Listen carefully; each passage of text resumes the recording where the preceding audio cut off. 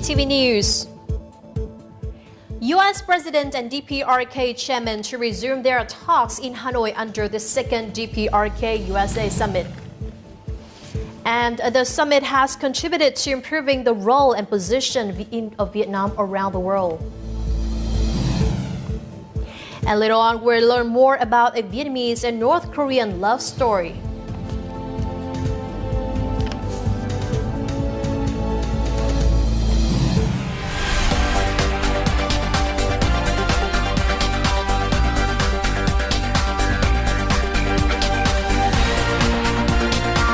Broadcasting from Hanoi, the capital of Vietnam. VTV News starts right now. Hello, welcome to this special edition of VTV News live from Hanoi. I'm Dai Chang.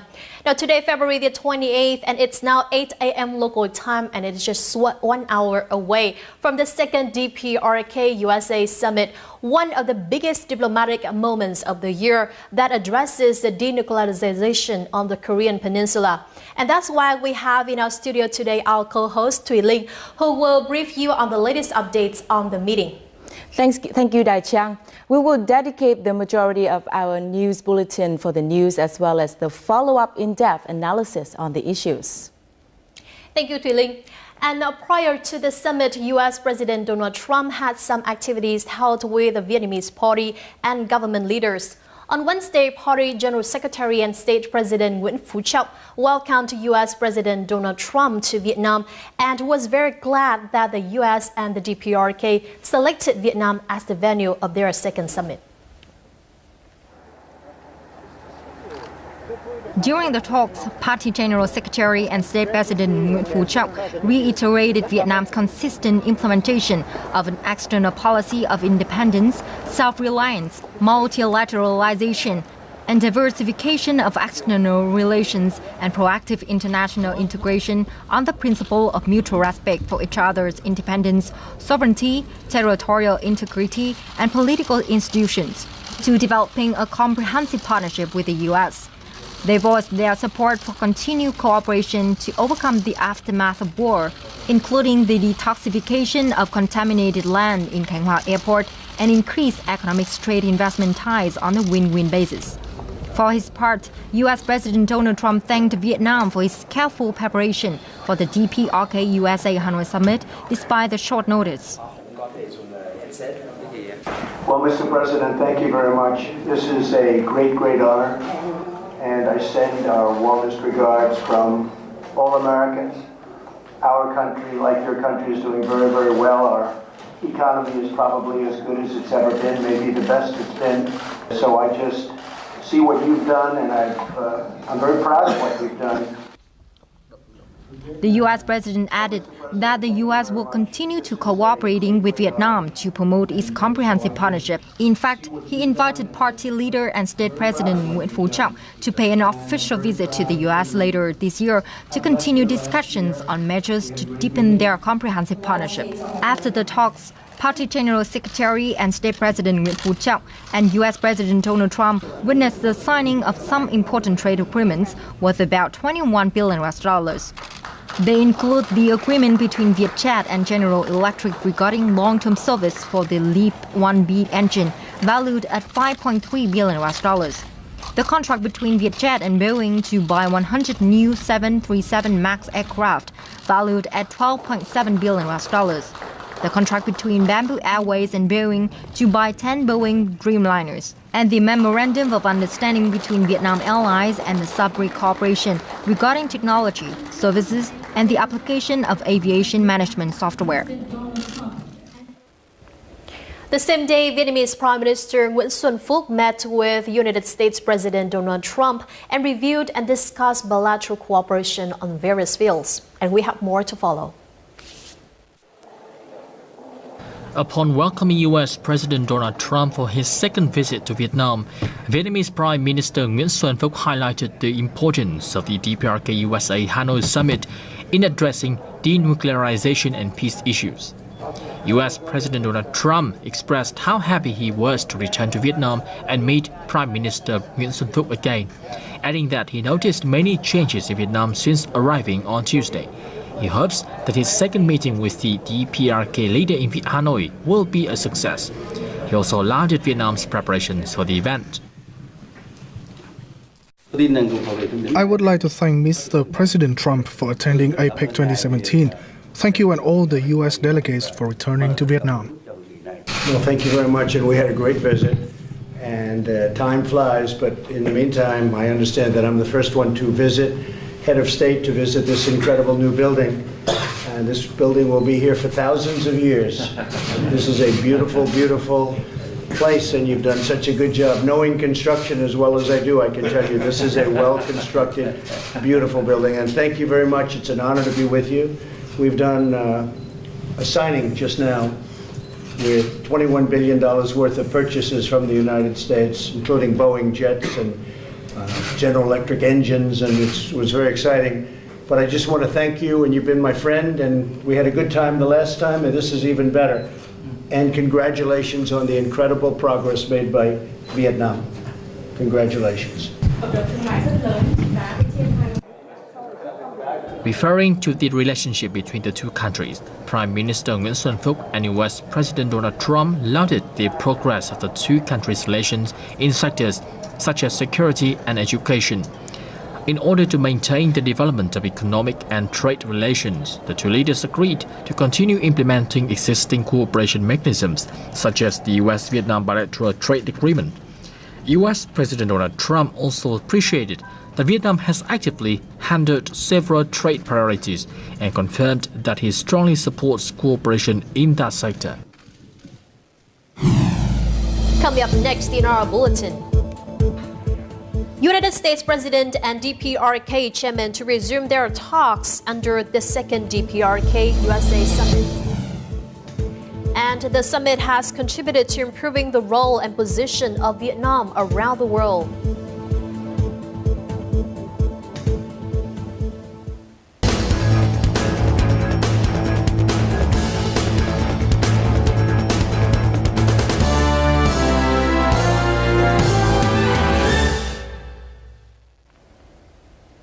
Well, today, February the 28th, United States President Donald Trump and DPRK Chairman Kim Jong-un are set to resume their talks in Hanoi as the second DPRK USA summit will officially kickstart in less than an hour.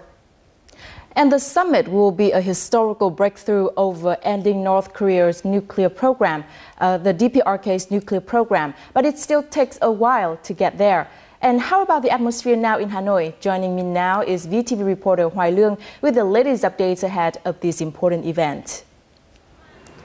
Good morning, Lương. How is it on the streets right now?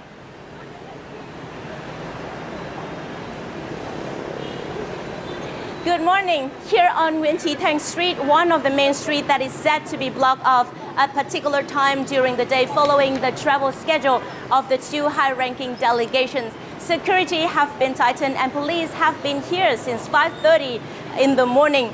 According to our source from the Ministries of Foreign Affairs, the two leaders of the United States and DPRK are set to meet with each other in just about 30 minutes, and then at 9 a.m.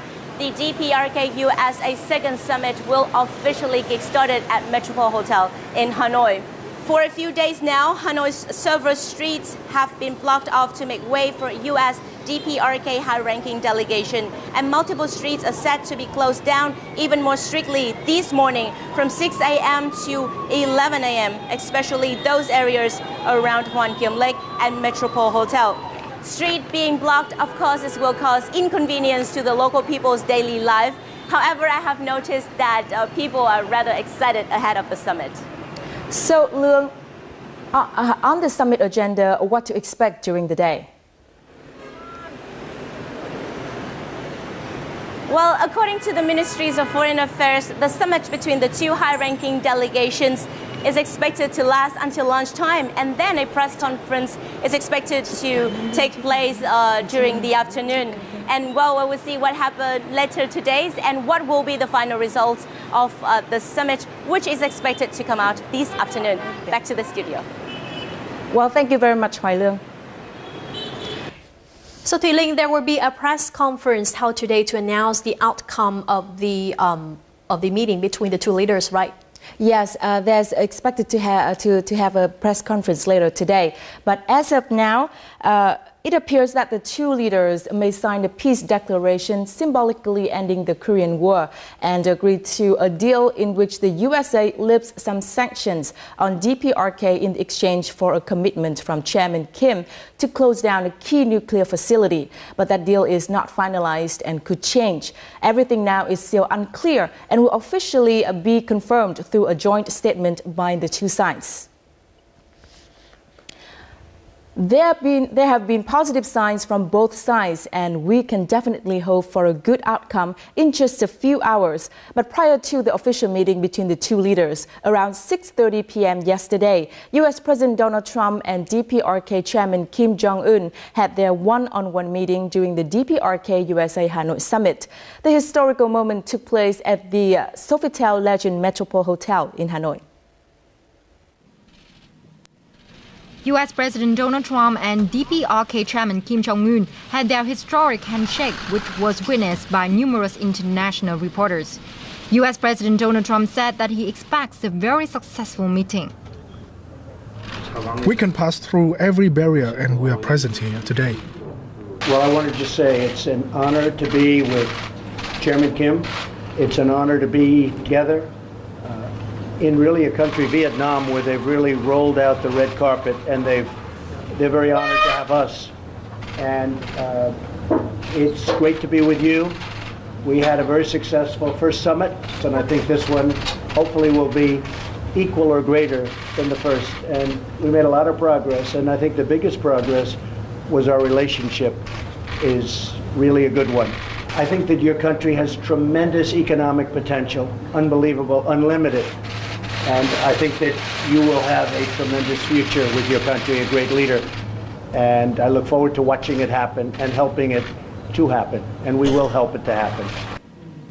During the DPRK USA Hanoi Summit, the two countries will discuss issues on denuclearization on the Korean Peninsula, ending sanctions for the DPRK, building a long-term peace on the Korean Peninsula, and normalizing the two countries' relations. After their one-on-one meeting, U.S. President Donald Trump and DPRK Chairman Kim Jong-un had dinner at Sofitel Legend Metropole Hanoi. At the dinner, the U.S. President Trump said that nothing like having a nice private dinner. And the DPRK Chairman Kim said that he had a nice meeting with U.S. President Donald Trump. So, Thuy-Linh, that's the goodwill from the United States President and DPRK Chairman, which continues from their first summit in Singapore last June. So, this second summit is expected to bring about good results. Just before leaving for Vietnam, U.S. President Donald Trump expressed his optimism as well as his expectations that the DPRK would become a country with a developed economy without nuclear weapons. Very, very good relationship. And we're going to have, I think, a very interesting 2.5 days in Vietnam. And we have a chance for the total denuclearization of an area of the world that was very dangerous. No testing, there's no rockets, there's no nuclear testing, and we get along well, very well. So it'll be very interesting to say, and as I tell Chairman Kim, he has a chance to have a country that is so vibrant economically, maybe one of the most in the world. He's got a location that's unbelievable. As a real estate person, I've always done very well with location. But he's right between China, Russia, and then on the other side, South Korea. So they can't touch each other unless they go through North Korea. And I say, you have one of the greatest locations. They have incredible people, hardworking people, smart, energetic, and I think it can be really one of the great financial and economic countries anywhere in the world. The DPRK also expressed strong messages about Pyongyang's willingness to create a new chapter of history. This is according to an article on the Rodong Sinmun newspaper of the Workers' Party of Korea, which was posted ahead of the summit. The article stated that the DPRK would foster relations with countries that respect its sovereignty and friendliness, regardless of their differences and social systems. The country also emphasized its willingness to cancel its nuclear tests and destroy its missiles and nuclear testing sites. His steps show that Pyongyang is willing to build lasting peace in the region. It also shows that the country's leaders want to cooperate with the international community. So it can be said that Pyongyang first expressed its willing to build peace with international community and the United States in particular since their first summit last year in Singapore. Yes, Dai Chiang, I think that in order to have a better understanding of the expected outcome of this meeting, we need to review what have been achieved during the first summit in Singapore that paved the way for the second summit in Hanoi. And this will help us understand more about the expectations set by the both sides. Today, we've made a historic dialogue. We've decided to leave the past behind, and we will be signing a historic agreement. I think our whole relationship with North Korea and the Korean Peninsula is going to be a very much different. The two countries are committed to establishing new relations in accordance with the desire of the peoples for peace and prosperity. They will work together to build a stable and peaceful regime on the Korean Peninsula. The DPRK is committed to working towards completing the denuclearization of the Korean Peninsula. The U.S. and the DPRK are committed to recovering the prisoner of war and missing in action remains, including the immediate repatriation of those who have already been identified. There were also many meetings between U.S. and DPRK officials in 2018. The meetings on February the 27th and 28th between U.S. President Donald Trump and DPRK Chairman Kim Jong-un are believed to be the most critical step since their first summit in Singapore. While the second DPRK USA Summit in Hanoi is the first international event of its kind to be held in Vietnam. Yes, after hosting a number of events, Vietnam has made a significant progress with regards to hosting important foreign affairs events and has drawn much attention from the global media. This has contributed to improving the role and position of Vietnam around the world. In 1997, the 7th Francophone Summit was held in Hanoi. This was the first multilateral international summit that Vietnam had ever hosted. Despite difficulties related to facilities and experience, Vietnam hosted the event successfully and left a good impression among the international community. It was an opportunity for Vietnam to learn about hosting international summits. Vietnam grew from this and has proven its capability. At that time, Vietnam showed its hospitality, even though there were many difficulties. Since then, Vietnam has hosted nearly 30 regional, inter-regional, and global events. 8 of those events were summits, such as ASEAN Summit in 2004, ASEAN Summit in 2010, and APEC Summits in 2006 and 2017. Since 2017, Vietnam has been improving its capacity from hosting international events to coordinating such events. The APEC region has faced a number of challenges, and Vietnam has helped build cooperation among its members.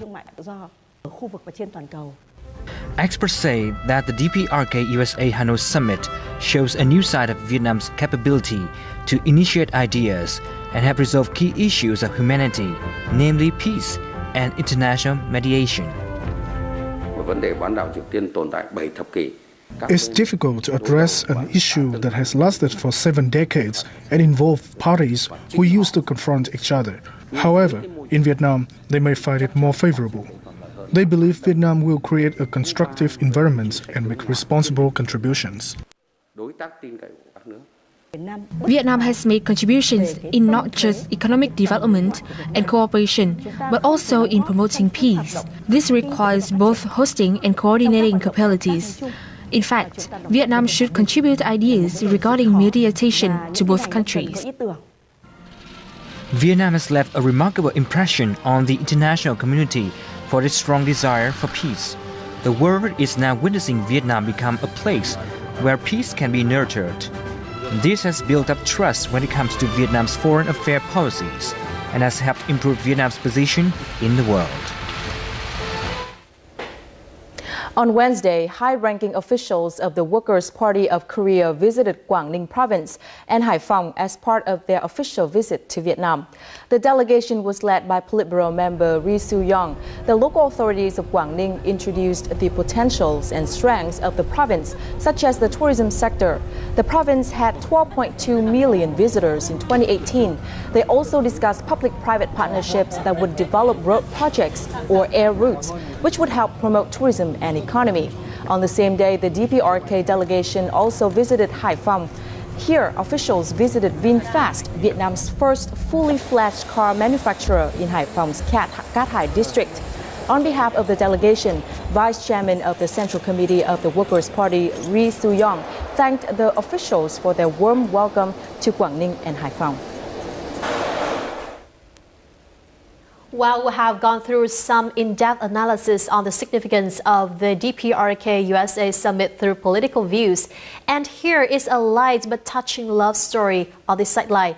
We are telling the story of Nguyễn Ngọc Cảnh and his wife Ri Young Hui. Cảnh, 69 years old, has been a familiar guest at the embassy in Hanoi since the 1990s. In fact, he's the only Vietnamese man to have married a North Korean woman. But behind this story, this is a very complicated and moving story of love that overcame all odds. Back in 1967, Nguyễn Ngọc Cảnh was one of 200 Vietnamese students that were sent to North Korea to gain the skills the state needed to rebuild itself after the war. Cảnh would embark on the 3-hour bus journey and a 2-kilometer walk to Ri's home, a trip he repeated every month until he returned to Vietnam in 1973. When I saw her for the first time, I immediately thought to myself that I had to marry that girl. Cảnh returned home in 1973 and Ri stayed in North Korea. Their love connected through handwritten letters.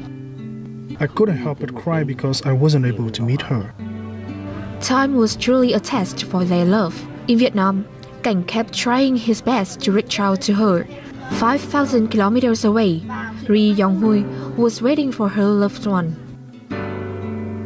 From the moment I first saw him, I was so sad because I felt that it would be a love that could never be realized.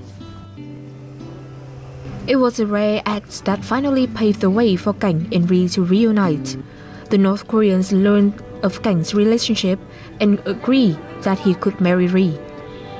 In 2002, after 31 years, the two finally married in the Vietnamese embassy in Pyongyang and settled into their new life together in Hanoi, where they still live up to this day.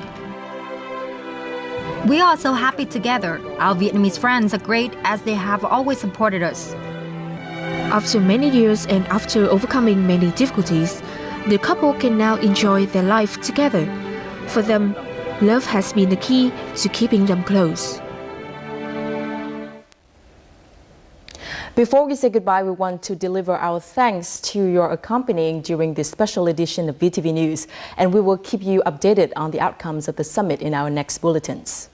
And don't forget to rewatch our programs or catch us online at vtv4.vtv.vn or our YouTube channel at VTV4Go. And now we want to conclude the bulletins by taking a look back on Hanoi's atmosphere the night before the summit. And goodbye for now.